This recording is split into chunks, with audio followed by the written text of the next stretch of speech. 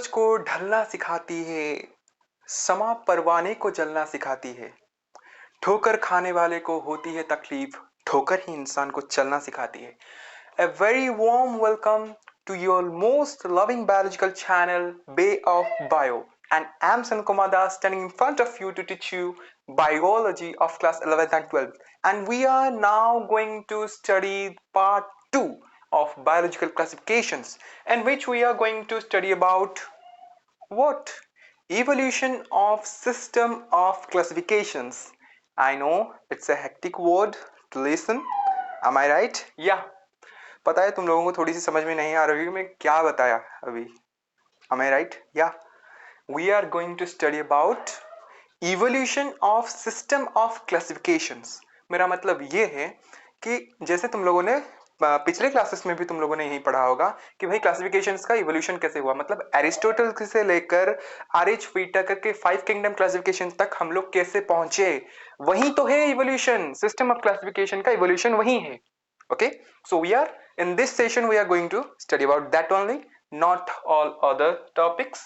So without wasting any time, let's start the lecture. Okay, so पहले हम लोग आ जाते हैं एरिस्टोटल जी के ऊपर. Am I right? Yeah. Who is the earliest to attempt to classify biological world? Biological world को हिस्सों में डिवाइड करने में ये पहले आदमी थे भाई. इन्होंने शुरुआत की थी सबकी. तो फर्स्ट इन्होंने जो शुरुआती तौर पर उन्होंने जो डिवाइड किया, जो क्लासिफाई किया बायोलॉजिकल वर्ल्ड को किसी एक कैरेक्टर्स के बेस के ऊपर, तो उन्होंने किया होगा वही बात मैं यहां पर बताना चाहता हूं. अगर तुम लोगों को, अगर सपोज तुम लोगों को मैंने 10 बच्चों को दे दिया, okay, 10 5 standard students I have given to you, and मैं तुम लोगों को बोलूंगा कि भाई उन लोगों को 2 हिस्सों में डिवाइड करो, मतलब एक तरफ एक टीम में 5 रखो, एक टीम में 5 बच्चों को रखो. तो तुम लोग कैसे रखोगे? तुम लोग पहले तो थोड़ा कंफ्यूज हो जाओगे ना कि भाई इसने तो हमें बताया नहीं किस कैरेक्टर्स के बेस के ऊपर हम लोग इन दोनों को मतलब इन 10 बच्चों को 2 टीम में डिवाइड करें. You are getting confused. वही बात मैं यहीं पे बताना चाहता हूं कि उन लोगों ने वहीं पर क्या कैरेक्टर्स को उन्होंने लिया और उस कैरेक्टर्स के बेस पर उन्होंने बायोलॉजिकल वर्ल्ड को दोनों हिस्सों में डिवाइड किया. ओके, सो बेस उन्होंने लिया सिंपल मॉर्फोलॉजिकल कैरेक्टर्स, उनके बेसमेंट हो गए. इसी को मतलब सारे के सारे मॉर्फोलॉजिकल कैरेक्टर्स को लेकर बेस करके उन्होंने बायोलॉजिकल वर्ल्ड को 2 हिस्सों में डिवाइड कर दिया. First is plants and second one is animals. Okay, and secondly फिर से उन्होंने आगे प्लांट्स को देखा, फिर उन्होंने ऑब्जर्व किया, फिर साइज के हिसाब से उन्होंने प्लांट्स को 3 पार्ट्स में डिवाइड किया. फर्स्ट इज ट्रीज, मतलब जो बड़े बड़े वृक्ष होते हैं, then shrubs and herbs. Okay, simply. And जब एनिमल्स को ऑब्जर्व किया, देन 2 टाइप्स के एनिमल्स उन्हें दिखे, तब के टाइम पर उन्हें दिखे. भाई अब क्या कर सकते हैं, अगर उन्हीं को सब कुछ दिख जाता तो भाई कॉपलैंड की क्या जरूरत थी, लिनियस की क्या जरूरत थी, एंड फाइनली आर.एच. व्हिटेकर की क्या जरूरत थी. That's the point. सो उन्होंने देखा red blooded and non red blooded.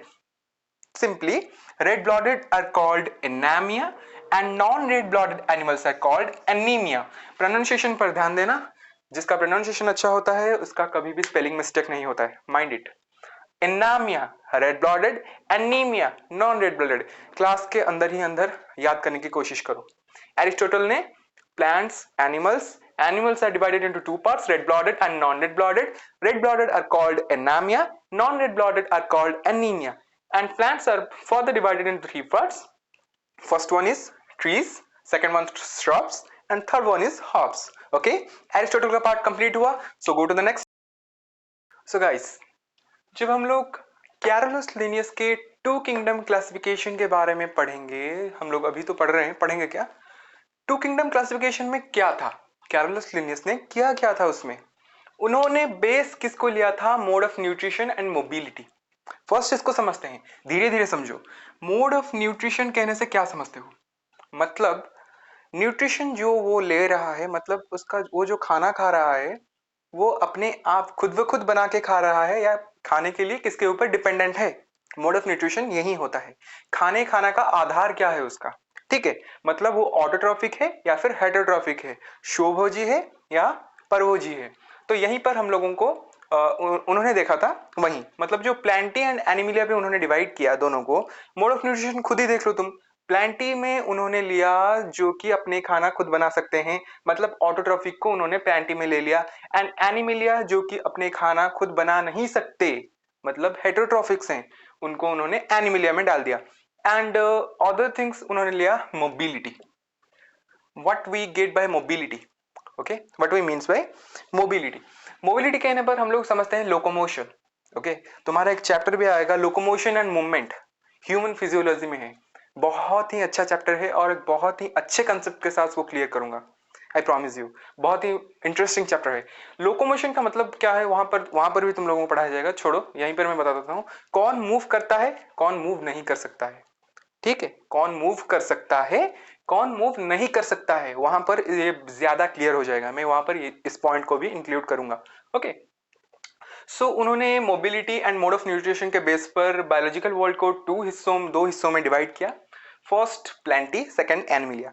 Plantae में उन्होंने क्या किया, जो फोटोसिंथेटिक थे, मतलब ग्रीन एल्गी, उनको तो उन्होंने प्लांटी में रखा ही, बल्कि नॉन फोटोसिंथेटिक जो थे फंजाई, उनको भी प्लांटी में ही रख लिया, जो कि उनका एक ड्रॉबैक्स में आ गया। Fungi dealt with plants from which they are totally different. Fungi and plants के मतलब प्लांटी में फंजाई नहीं आने चाहिए थे, क्योंकि fungi are totally different from plants. But उन्होंने यही गलती कर दी कि photosynthetic and non photosynthetic green algae and fungi को एक जगह मतलब प्लांटी में ही रख लिए, इसीलिए ड्रॉबैक्स भी आ गए एक। और फिर अगर हम ड्रॉबैक्स और बाकी ड्रॉबैक्स के ऊपर बात करेंगे तो देखेंगे इंफॉर्मेशन अबाउट माइक्रो ऑर्गेनिजम्स नहीं था भाई, सच्ची बात थी। माइक्रो ऑर्गेनिजम्स के ऊपर कोई भी इंफॉर्मेशन नहीं था एंड माइक्रो ऑर्गेनिजम्स को उन्होंने कोई और ग्रुप्स में रखने की कोशिश भी नहीं की, एक ड्रॉबैक था। And position of prokaryotes totally ignored. यहां पर प्रोकैरियोट्स एंड यूकैरियोट्स की टोटली पोजीशन इग्नोर किया गया था, मतलब जो प्लांटी हो गए या एनिमिलिया हो गए, उनके अंदर से प्रोकैरियोट्स एंड यूकैरियोट्स को अलग करने वो भूल गए। ओके, मतलब तब तक इन्वेंशन नहीं हुआ था या so position of prokaryotes totally ignore हुआ। तो ये तीन थे उसके ड्रॉबैक्स, किसके, कैरोलस लिनियस के टू किंगडम क्लासिफिकेशन से। ओके, आई थिंक ये कंप्लीट हो गया। So just go to next. दोस्तों, जब हम लोग बात करेंगे Ernst Haeckel, Ernst Heinrich Philipp August Haeckel, पूरा नाम है उनका, हम लोगों को सिर्फ याद रखना है अर्नस्ट हैकल। ओके, अर्नस्ट हैकल ने जो थ्री किंगडम क्लासिफिकेशन दिया था उसमें उन्होंने बेसमेंट किसको लिया था, एज यूजुअल उन्होंने किसको लिया था, मोड ऑफ न्यूट्रिशन को तो लिया ही था, उसके बावजूद उन्होंने morphological complexities and tissue systems, a new thing, okay, tissue systems को उन्होंने भी अपने नजर में लिया था। एंड इस सब को बेस करके उन्होंने बायोलॉजिकल वर्ल्ड को तीन हिस्सों में डिवाइड किया। First one is Plantae and second one protista and Animalia. इस बार न्यू क्या इन्वेंट हुआ, ऑब्वियसली प्रोटिस्टा, बट इसमें भी वही ड्रॉबैक्स। क्यों ड्रॉबैक्स आए, चलो देखते हैं। फिर से माइक्रो ऑर्गेनिजम्स को नेग्लेक्ट किया गया। पहली बात जो कि इससे पहले कैरोलस लिनियस ने किया था, माइक्रो ऑर्गेनिजम्स को नेग्लेक्ट किया था, वहीं यहां पर हुआ माइक्रो ऑर्गेनिजम्स को टोटली नेग्लेक्ट किया गया। ओके, एंड नेग्लेक्ट कैसे हुए, अब तुम लोग मुझे पूछ सकते हो कि भाई यहाँ पर माइक्रो ऑर्गेनिजम्स नेग्लेक्ट कैसे हुए, क्योंकि यहाँ पर तो प्रोटिस्टा इन्वेंट हुआ ना, तो उसमें रख दिया होगा शायद। नहीं, यहां पर क्या हुआ, तुम्हारा जो प्लांट्स हो गए एग्जाम्पल के तौर पर, मतलब माइक्रो ऑर्गेनिजम्स को कैसे रखा गया, प्लांटी और एनिमिलिया में एज यूजुअल डिवाइड करके।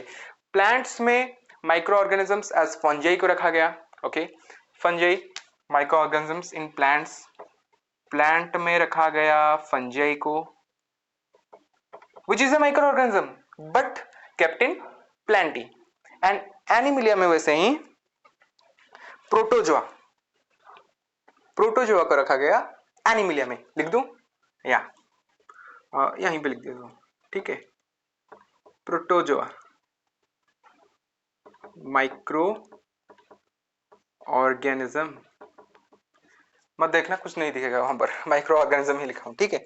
तो ऐसे माइक्रो ऑर्गेनिजम्स को नेग्लेक्ट किया गया और उसके बाद heterotrophic bacteria and fungi placed along with autotrophic algae.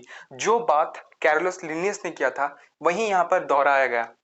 वहां पर autotrophic green algae and heterotrophic जो तुम्हारा फंजाई हो गया, ओके, हेटेरोट्रॉफिक फंजाई, उन दोनों को प्लांट्स के तहत ही रखा गया था। यहां पर भी वही गलती फिर से दोहराया गया, किसके द्वारा?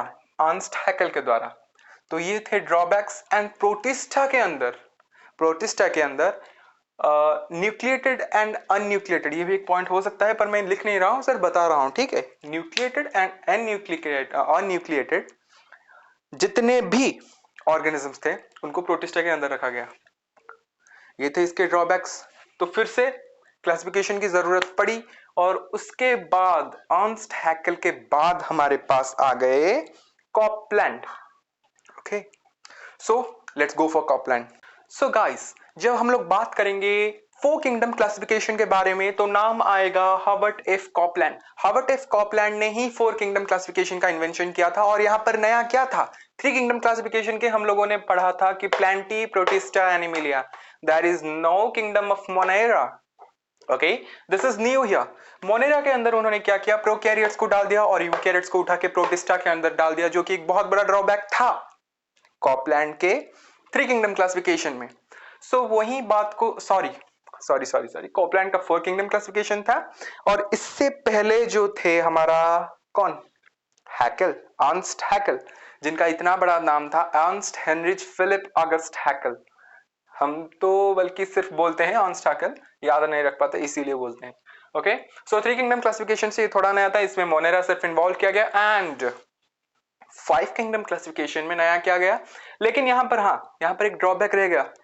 तुम लोग देख सकते होगे कि जो न्यू इन्वेंट किंगडम है फाइव किंगडम क्लासिफिकेशन में, जो कि एरएच व्हिटेकर के द्वारा दिया गया था, एरएच व्हिटेकर। ओके, एरएच व्हिटेकर ने दिया था फंजाई को एक न्यू किंगडम। मतलब हर्बर्ट एफ कॉपलैंड के फोर किंगडम क्लासिफिकेशन में यही तो ड्रॉबैक था।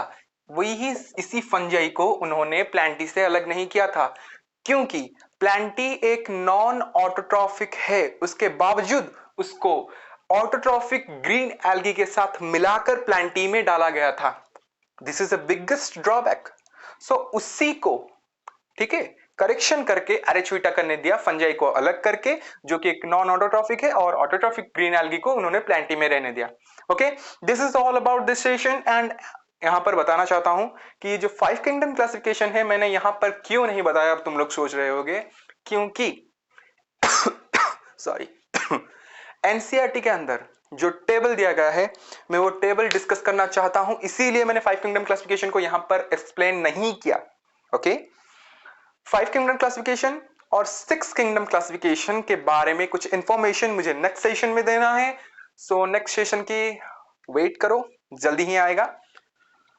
और सोचना मत कि सिक्स किंगडम क्लासिफिकेशन ने मैंने स्किप कर दिया।